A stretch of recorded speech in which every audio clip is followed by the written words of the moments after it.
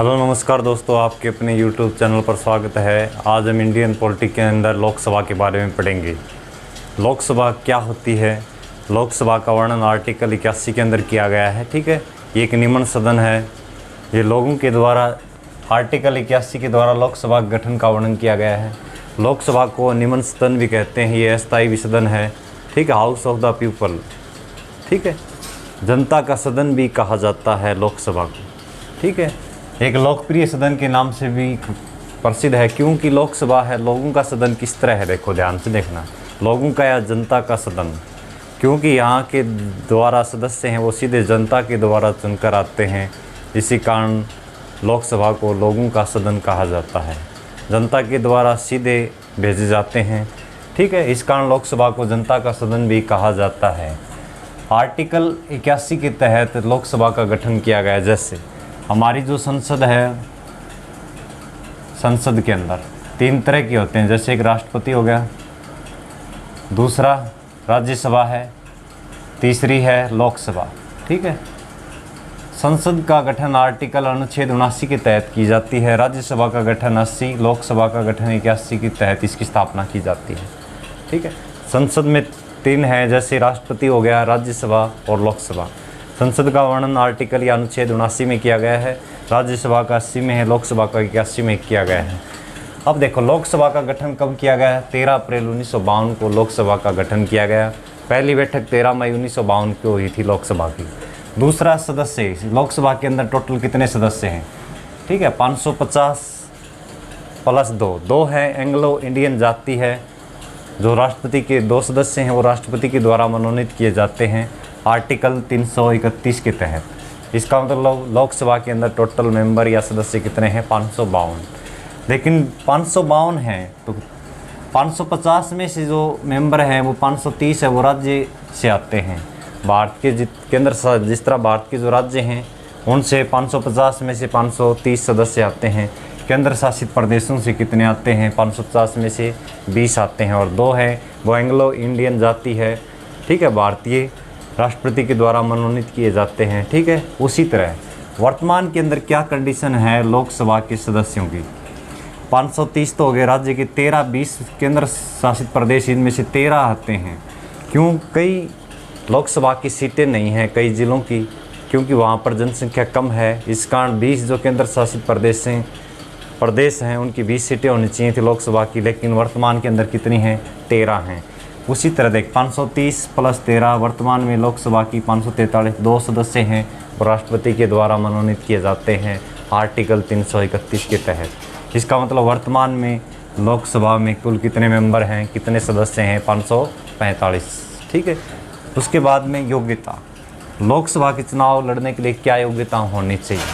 वो भारत का नागरिक हो, आयु 25 वर्ष होनी चाहिए। या इस तरह क्वेश्चन भी, प्रधानमंत्री बनने के लिए कितनी उम्र होनी चाहिए? 25 वर्ष। लोकसभा का चुनाव लड़ने के लिए भी कितनी उम्र होनी चाहिए? 25 वर्ष से अधिक होनी चाहिए। ठीक है, किसी लाभ के पद पर कार्य ना करता हो, जैसे कोई सरकारी जॉब के अंदर सरकारी जॉब नहीं होनी चाहिए उसके पास। ठीक है, वो लोकसभा का मेंबर नहीं बन सकता। पहले उसे इस्तीफा देना पड़ेगा, बाद में चुनाव लड़ा जा सकता है। उसी तरह कार्यकाल, लोकसभा का कार्यकाल है वो कितने वर्ष का होता है? लोकसभा का कार्यकाल है वो 5 वर्ष का होता है। यदि इससे पहले भी राष्ट्रपति आर्टिकल 85 के तहत राष्ट्रपति लोकसभा को विघटित भी कर सकता है आर्टिकल 85 के तहत। ये इम्पोर्टेंट है।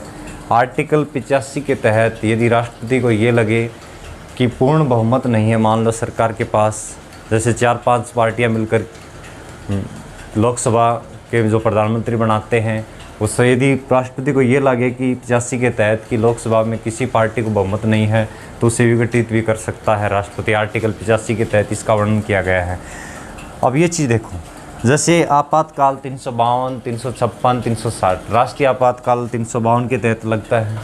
ठीक है, राष्ट्रपति शासन 356, वित्तीय आपातकाल 360।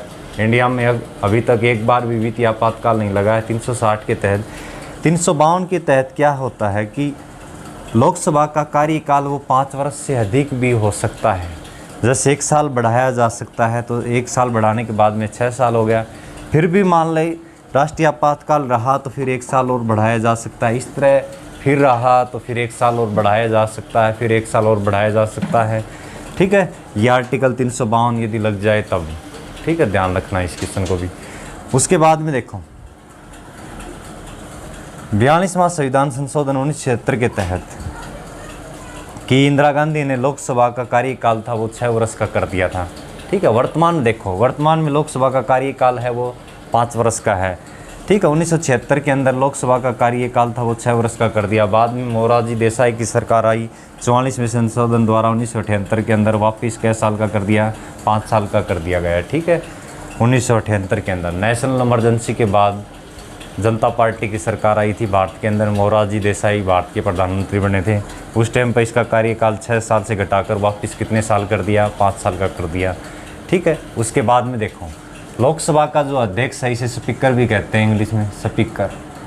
ठीक है, लोकसभा का स्पीकर है, दूसरा एक या इस तरह का जो अध्यक्ष, एक दूसरा क्या है, उपाध्यक्ष। लोकसभा का जो अध्यक्ष है वो अपना त्यागपत्र उपाध्यक्ष को देगा, उपाध्यक्ष अपना त्यागपत्र किसको देगा, अध्यक्ष को देगा। ये भी ध्यान रखना। लोकसभा के अध्यक्ष उपाध्यक्ष के चुनाव की प्रक्रिया का वर्णन आर्टिकल, किस आर्टिकल में इसका वर्णन किया गया है, चुनाव की प्रक्रिया है वो आर्टिकल 93 के अंदर इसका वर्णन किया गया है। अब देखो लोकसभा का स्पीकर है, अध्यक्ष है, ये धन विधेयक, कोई विधेयक धन विधेयक है या नहीं ये फैसला कौन करेगा।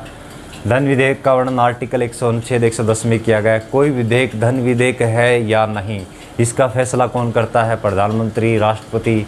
इस तरह ऑप्शन दे सकता है, प्रधानमंत्री, राष्ट्रपति, लोकसभा का अध्यक्ष है, तो इसका फैसला कौन करेगा, लोकसभा का अध्यक्ष करेगा।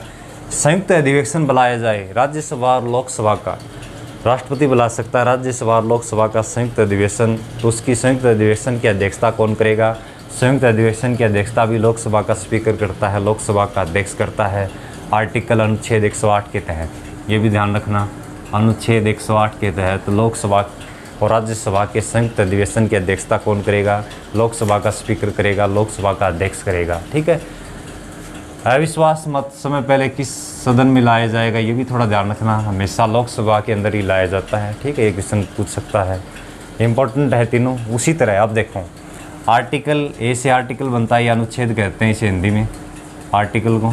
अनुच्छेद 330 के तहत क्या है देखो कि लोकसभा में अनुसूचित जाति की टोटल कितनी सीटें हैं, जैसे 552 हैं। ठीक है, इसमें अनुसूचित जाति की टोटल कितनी सीटें हैं वो आरक्षित की गई हैं। 330 के तहत आरक्षित सीटें हैं। अनुसूचित जाति की कितनी हैं, 84। अनुसूचित जनजाति की टोटल सीटें हैं वो कितनी है देखो, इसे कहते हैं जैसे 80 की कितनी सीटें हैं, 84 सीटें हिंदी में इसे अनुसूचित जाति है, जनजाति से एसटी कहते हैं, इसकी कितनी सीटें आरक्षित की गई हैं, एसटी की 47 सीटें आरक्षित की गई हैं। ठीक है, जैसे यहाँ से इनके ऊपर जैसे अनुसूचित जाति के सदस्य चुनाव लड़ेंगे, दूसरे अनुसूचित जनजाति के सदस्य ही चुनाव लड़ेंगे। ठीक है, इसे भी क्वेश्चन को थोड़ा ध्यान रखना।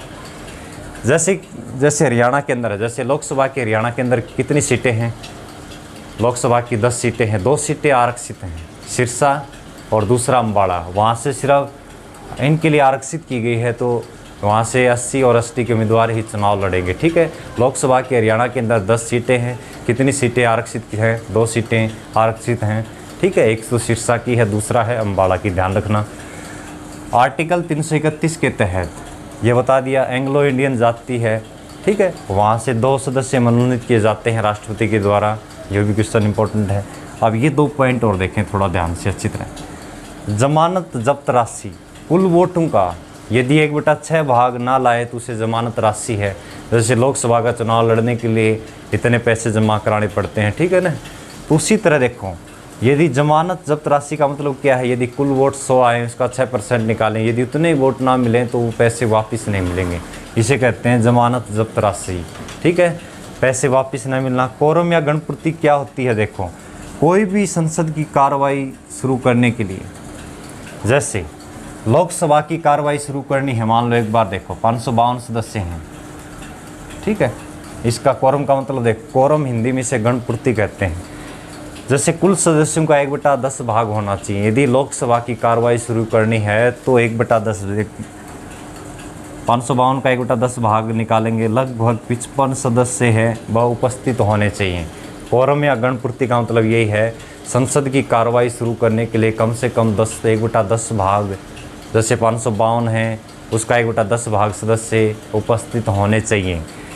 अब ये देखो, पहले लोकसभा अध्यक्ष कौन थे, मोस्ट इम्पोर्टेंट है, कई बार एग्जाम के अंदर ये क्वेश्चन आया है, इजी क्वेश्चन है, बार बार आता है, ठीक है। प्रथम लोकसभा के अध्यक्ष कौन थे, जीवी मावलकर, गणेश वासुदेव मावलकर, ठीक है, ध्यान रखना। वर्तमान में 17वीं लोकसभा है, ठीक है, वर्तमान में 17वीं जो लोकसभा है, 14वीं, वर्तमान में 17वीं लोकसभा है, 14वीं लोकसभा है वर्तमान के अंदर, 17 लिख दिया क्या, वर्तमान में 14वीं जो लोकसभा है, 17वीं, वर्तमान में 17वीं जो लोकसभा है उसके अध्यक्ष कौन है वर्तमान के अंदर, कल भी वर्तमान में 17वीं लोकसभा के अध्यक्ष कौन है, ओम बिरला, ठीक है ना। ओम बिरला कहाँ से एमपी हैं, कोटा राजस्थान से हैं, इसे ध्यान रखना, राजस्थान, ये इम्पोर्टेंट है। वर्तमान में 17वीं लोकसभा है, ओम बिरला है उनके अध्यक्ष हैं, इस क्वेश्चन को ध्यान रखना। ये स्पीकर क्वेश्चन पूछ सकता है, सबसे लंबा कार्यकाल किस अध्यक्ष का रहा, वर्तमान में सबसे लंबा कार्यकाल, ये लोकसभा का स्पीकर का कार्यकाल किसका रहा, सबसे लंबा काल बलराम जाखड़ का रहा था, ठीक है, ये भी ध्यान रखना। उसी तरह प्रथम महिला लोकसभा अध्यक्ष कौन थी, भारत की पहली महिला लोकसभा स्पीकर कौन थी, कौन है वर्तमान में, मीरा कुमार है। दूसरी महिला पूछे तो कौन है, सुमित्रा महाजन है, इसका आंसर आ जाएगा। ये क्वेश्चन भी इंपॉर्टेंट है, ध्यान रखना इसे भी, ठीक है। अब देखो उसी तरह यहाँ से क्वेश्चन पूछा गया था, देखो सबसे एक क्वेश्चन इस तरह पूछ सकता है, सबसे लंबा कार्यकाल किस लोकसभा का रहा, सबसे लंबा कार्यकाल था वो 5वीं लोकसभा का रहा, लगभग 6 वर्ष का। किस लोकसभा का कार्यकाल सबसे लंबा रहा, तो 5वीं लोकसभा का रहा, लगभग 6 वर्ष का। सबसे कम कार्यकाल किस लोकसभा का रहा, 6ठी लोकसभा का रहा था, लगभग 2 साल के लगभग रहा था, ये भी क्वेश्चन इंपॉर्टेंट है। सबसे लंबा कार्यकाल किस लोकसभा का रहा, 5वीं लोकसभा काल 6 साल। सबसे कम कार्यकाल किस लोकसभा का रहा, तो ठीक है 6ठी लोकसभा का रहा था, लगभग 2 वर्ष के लगभग रहा था। ये था लोकसभा के बारे में। लोकसभा को निम्न सदन भी कहा जाता है, अस्थायी सदन है, जनता का सदन है, लोकप्रिय सदन भी कहा जाता है। इन क्वेश्चन को थोड़ा ध्यान रखना इंपॉर्टेंट है। धन्यवाद। हम कल पढ़ेंगे फिर राज्यसभा के बारे में। अब क्वेश्चन इसमें इस तरह पूछ सकता है, जैसे सबसे ज़्यादा लोकसभा की सीटें कहाँ हैं, जैसे यूपी के अंदर है, ठीक है। ये क्वेश्चन एक आधा पढ़ लेना अपने आप, ठीक है। जितना उसके पॉइंट की दृष्टि से इंपॉर्टेंट है इन्हें थोड़ा अच्छी तरह कर लेना, ठीक है। धन्यवाद। अगली वीडियो में फिर मिलते हैं।